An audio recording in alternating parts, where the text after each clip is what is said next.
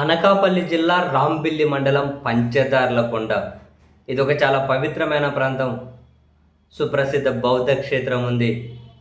శైవ క్షేత్రం. పంచదారులు అంటే సహజ జలధారులు. ఇటువంటి కొండను కూటమి ప్రభుత్వం అధికారంలోకి వచ్చిన తర్వాత ఆ ప్రభుత్వ పెద్దలకు చాలా సన్నిహితంగా ఉండే నేతల పేరిట, వాళ్ళ బినామీల పేరిట మైనింగ్ అనుమతులు ఇచ్చి వాళ్ళకిచ్చిన అనుమతులకు మించి కొన్ని వందల హెక్టార్లలో ఎక్కువగా తవ్వేస్తున్నారని, రోజుకు 200 టిప్పర్లలో గ్రావెల్ తరలించుకుపోతున్నారు అని పెద్ద ఎత్తున ఆందోళనలు. మరీ ముఖ్యంగా బీజేపీలో ఉన్న ఒక ఎంపీ తెలుగుదేశం పార్టీ పెద్దలకు చాలా సన్నిహితుడు.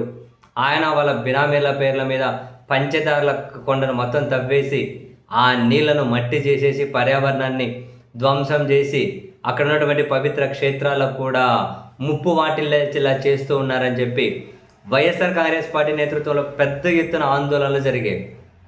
బోత్స సత్యనారాయణ గారి నేతృత్వంలో వైసీపీ నేతలు కొన్ని వేల బైకులు, కార్లలో ర్యాలీగా అక్కడికి వెళ్ళారు. ఆ ప్రాంతాన్ని పరిశీలించారు.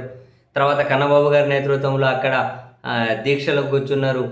పంచదార్ల కొండను నో మైనింగ్ జోన్గా ప్రకటించేంత వరకు వెనక్కి తగ్గే పరిస్థితే లేదు అని చెప్పారు. పెద్ద ఎత్తున ఆందోళనలు చేశారు.